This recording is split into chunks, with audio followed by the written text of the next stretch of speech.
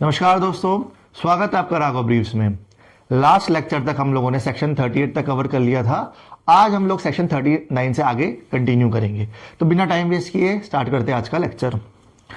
Section 38 के अंदर हम लोगों ने content of projects and scheme के बारे में डिस्कस किया था। इस लेक्चर के अंदर हम लोग preparation of project and scheme के बारे में डिस्कस करेंगे।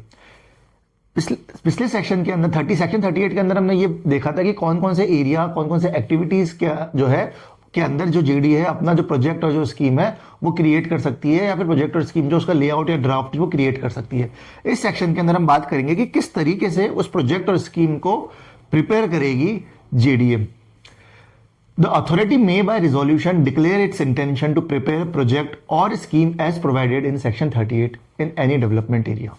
सेक्शन 38 के अंदर जो भी डेवलपमेंट एरिया डिसाइड कर लिया कि उस डेवलपमेंट एरिया को जेडीए जो है वो डेवलप करेगी, वहां पे एक प्रोजेक्ट लाएगी, वहां पे एक स्कीम लाएगी, तो उस डेवलपमेंट एरिया के रिगार्डिंग सेक्शन 39 के अंदर सब सेक्शन 1 ये कह रहा है कि जो जेडीए है वो बाय रिजोल्यूशन अपने इंटेंशन को डिक्लेयर करेगी कि वो किस तरह का प्रोजेक्ट और किस तरह की जो स्कीम है वो लाने वाली है। जो सब सेक्शन 2 ये कह रहा है कि जब भी जेडीए अपने इंटेंशन को डिक्लेयर करेगी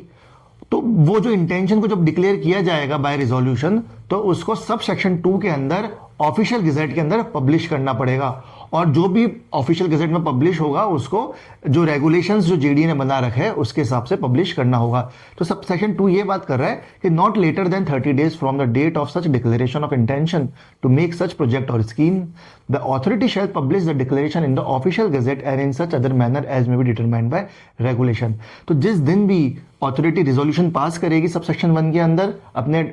डिक्लेरेशन करेगी, उसके 30 दिनों के अंदर जो अथॉरिटी है वो क्या करेगी, वो प्रोजेक्ट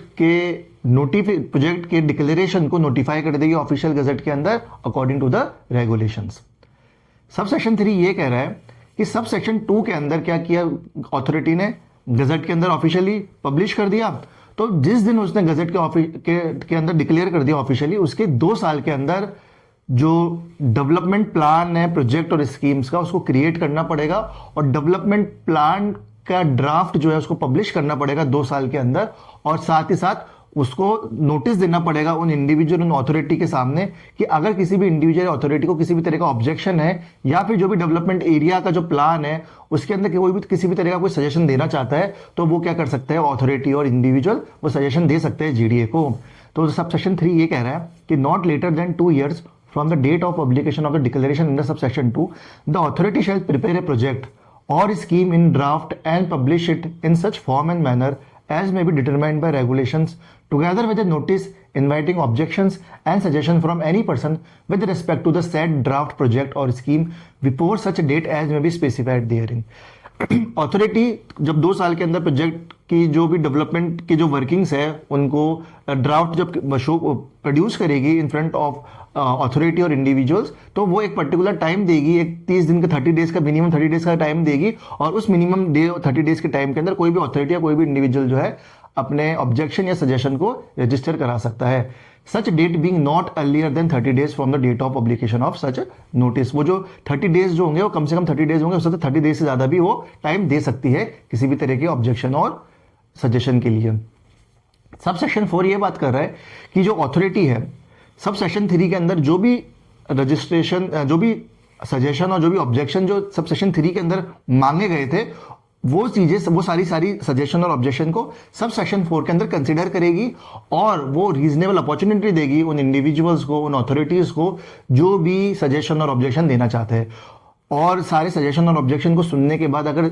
जेडीए को ये लगता है कि हमको ड्राफ्ट के अंदर किसी भी तरह का मॉडिफिकेशन करने की ज़रूरत है या फिर किसी भी तरह से कुछ एडिशन करने की ज़रूरत है या फिर कुछ डिलीट करना है, तो जो अथॉरिटी है according to the suggestion and objection जो है अपने ड्राफ्ट के अंदर क्या करेगी, वो मॉडिफाई कर देगी। सब सेक्शन 5 बात कर रहा है इमीडिएटली आफ्टर ए प्रोजेक्ट और scheme is approved under sub section 4 with or without modification the authority shall publish in the official gazette and in other manner as may be determined by regulation of final project or scheme। सब section 4 के अंदर सारे suggestion और objection ले लिए गए JDA द्वारा, फिर मॉडिफाई भी कर दिया। सब सेक्शन 5 के अंदर क्या होगा कि जो भी मॉडिफिकेशन के साथ में जो ड्राफ्ट बना है उस मॉडिफाइड ड्राफ्ट को क्या किया जाएगा, सब सेक्शन 5 के अंदर पब्लिश किया जाएगा ऑफिशियल गजेट के अंदर। और जैसे ही पब्लिश किया जाएगा ऑफिशियल गजेट में तो साथ में एक डेट दे दी जाएगी कि कौन सी डेट से वो पर्टिकुलर जो प्लान है, वो पर्टिकुलर स्कीम है, जो प्रोजेक्ट है, वो कौन से डेट से ऑपरेशनलाइज हो जाएगा, कौन से डेट से स्टार्ट हो जाएगा। सब सेक्शन 6 बात कर रहा है, notwithstanding anything contained in the foregoing subsection, the procedure as laid down therein shall not be required to be followed in case the project or scheme is to be carried out on any land vested in the authority and no demolition of any building or removal of person living there it is involved in its execution। अगर कोई भी project JDA अपने खुद की land पे कर रहा है जो ऑलरेडी वेस्टेड है जेडीए के अंदर, अगर कोई भी लैंड ऑलरेडी डिक्लेयर है कि ये लैंड जेडीए के अंडर आती है, अगर उस लैंड के अंदर जो जेडीए है वो किसी भी तरह का प्रोजेक्ट या किसी भी तरह की स्कीम्स को ला रहा है, तो उस पर्टिकुलर एरिया के अंदर जेडीए को सब सेक्शन 1 से लेकर सब सेक्शन 5 के प्रोसेस और प्रोसीजर को फॉलो करने की जरूरत नहीं है। जेडीए बिना उन प्रोसीजर को फॉलो किए भी अपने डेवलपमेंट को स्टार्ट कर सकती है। अब हम बात करेंगे section 40, restriction on use and development of land after declaration of an scheme. जब जेडीए सेक्शन 39 के अंदर ये डिक्लेयर कर देगी थ्रू ऑफिशियल गजेट कि हम इस पर्टिकुलर एरिया पे डेवलपमेंट वर्क स्टार्ट करने वाले हैं, तो उसके बाद वो जो डेवलपमेंट एरिया होगा जो जेडीए ने नोटिफाई किया है अपने गजेट के अंदर कि ये एक 5 स्क्वायर किलोमीटर का एक एरिया है, उसके अंदर हम लोग डेवलपमेंट करेंगे, तो उस एरिया के अंदर अगर कोई भी अथॉरिटी, कोई भी बिल्डर, कोई भी रेसिडेंशियल एरिया या कोई भी कमर्शियल एरिया के अंदर किसी भी तरह का कोई भी डेवलपमेंट अलाउड नहीं होगा without any permission of JDA. तो सब सेक्शन ये बात कर रहा है, ऑन और after the date on which a draft scheme is published under section 39, no person shall within the area included in the project or scheme institute or change the use of any land or building or carry out any development unless such person has applied for and obtained the necessary permission for doing so from the authority in accordance with the regulation made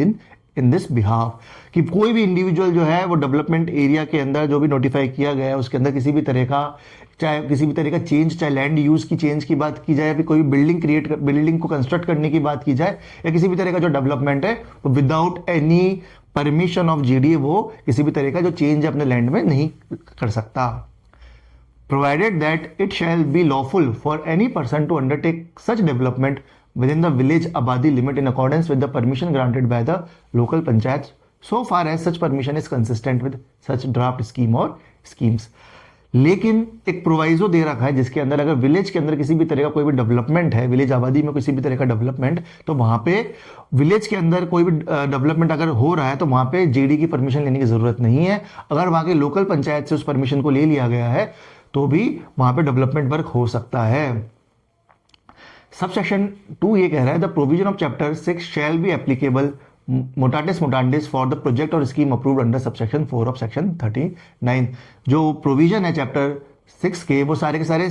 necessary apply होंगे किसके under, जो कि सब section 4 के अंदर, section 39 के अंदर जो ग्रांट दिया गया है, जो नोटिफिकेशन द्वारा ऑफिशियल गजेट में दिया गया है जेडीए ने, तो वो सारे के सारे जो प्रोविजन है चैप्टर 6 के वो यहाँ पे भी अप्लाई होंगे।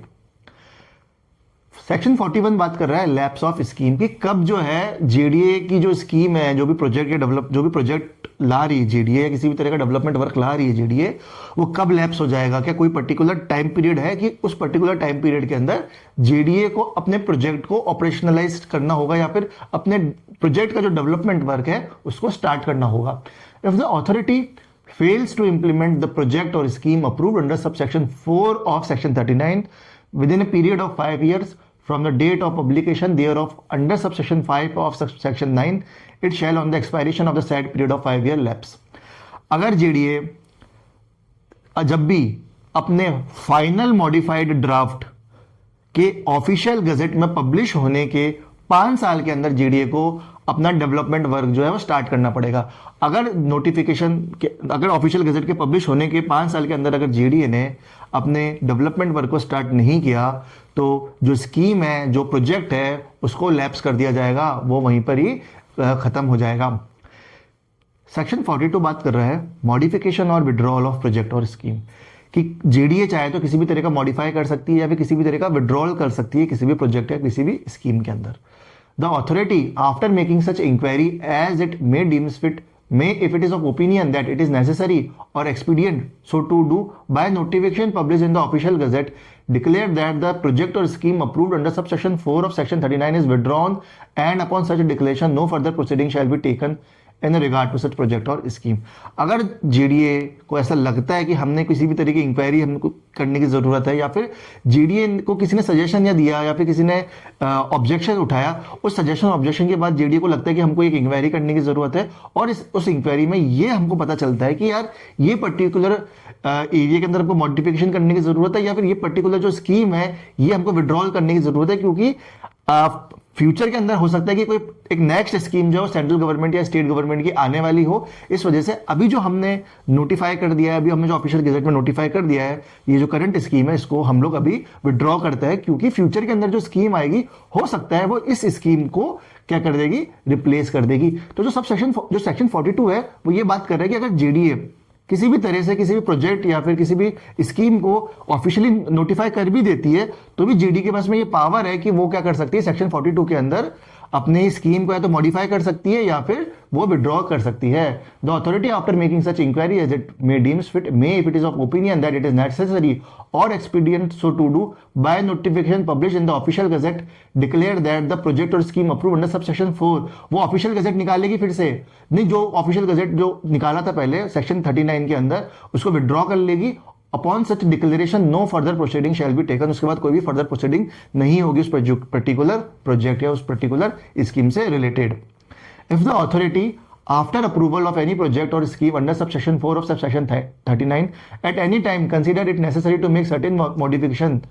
therein which in its opinion do not affect material alteration in the character of the project and scheme may make suitable modification। जो सबसेक्शन 1 है सेक्शन 42 का वो बात कर रहा है विड्रॉल की, और जो सबसेक्शन 2 है सेक्शन 42 का वो बात कर रहा है किसी भी तरह के मॉडिफिकेशन की। अगर जेडीए को ऐसा लगता है कि हमने जो प्रोजेक्ट का जो लेआउट बनाया है या फिर जो भी स्कीम हम लोग आने वाले टाइम में लाने वाले हैं उसके अंदर हम कुछ ऐसे माइनर चेंजेस करेंगे जिस वजह से पूरे प्रोजेक्ट में कुछ मटेरियल चेंजेस नहीं दिखाई देंगे, तो वो क्या कर सकती है, सबसेक्शन 2 ऑफ सेक्शन 42 के अंदर वो मॉडिफाई कर सकती है। उसके लिए उसको फर्दर किसी भी तरह का डिक्लेरेशन लाने की जरूरत नहीं है, वो अपने जो प्लान है जो अपना लेआउट है उसके अंदर नॉर्मली भी किसी भी तरह का मॉडिफाई कर सकती है, उसके लिए कोई एक्स्ट्रा प्रोसीजर फॉलो करने की जरूरत नहीं है जेडीए को। Section 43 saving to any project और scheme notwithstanding anything contained in any provision of this act or in any plan sanction under it, the authority shall be at liberty to make and carry out any project or scheme not covered by the said plan if in the opinion of the authority it is necessary to do so or expedient in public interest, and the said plan shall be deemed to be modified to that extent। Section 43 जो है वो एक overriding section है, एक overriding provision है जिसके अंदर JDA के पास में एक ऐसी पावर है कि जेडीए ने सेक्शन 39 सब सेक्शन 4 के अंदर जो भी डिक्लेरेशन किया था ऑफिशियल गजेट के अंदर, उस डिक्लेरेशन के अलावा अगर किसी भी तरह का मॉडिफिकेशन जो कि उस ड्राफ्ट में नहीं था, सेक्शन 39 के ड्राफ्ट में नहीं था, और उस ड्राफ्ट से कुछ अलग अगर मॉडिफाई करने की जरूरत पड़ रही है जेडीए को, तो जेडीए को अगर लगता है कि ये जो है हम पब्लिक पर्पस के लिए कर रहे हैं, पब्लिक इंपॉर्टेंस के लिए कर रहे हैं, तो जेडीए के पास में ये पावर है कि बिना वापस से ऑफिशियल गजेट को पब्लिश किए वो उस पर्टिकुलर मॉडिफिकेशन को कर सकती है विदाउट एनी प्रोसीजरल चेंजेस या विदाउट एनी प्रोसीजर को फॉलो किए हुए। तो सेक्शन 43 जो है वो एक पावर देता है जेडीए को कि अगर जेडीए के पास में को अगर किसी भी लगता है कि हमको इस पर्टिकुलर प्रोजेक्ट के अंदर, स्कीम के अंदर किसी भी तरह का डेवलपमेंट के अंदर कुछ चेंजेस करने की जरूरत है और वो चेंजेस जो है वो ड्राफ्ट में नहीं दे रखे और हो सकता है कि वो मेजर चेंजेस हो, तो उन मेजर चेंजेस को भी अंडर सेक्शन 43 क्या कर सकती है, जेडीए अप्लाई कर सकती है। तो आज के लिए बस इतना ही। नेक्स्ट लेक्चर के अंदर हम लोग acquisition and disposal of land के बारे में पढ़ेंगे, और मैं लॉ ऑप्शनल के रिगार्डिंग भी अपने वीडियोस डाल रहा हूं। आप यूजीसी नेट के रिगार्डिंग भी अपने वीडियोस डाल रहा हूं। अगर आप यूजीसी नेट की तैयारी कर रहे हैं तो आप मेरे चैनल को चेक कर सकते हैं। आज के लिए बस इतना ही। जय भारत, जय हिंद।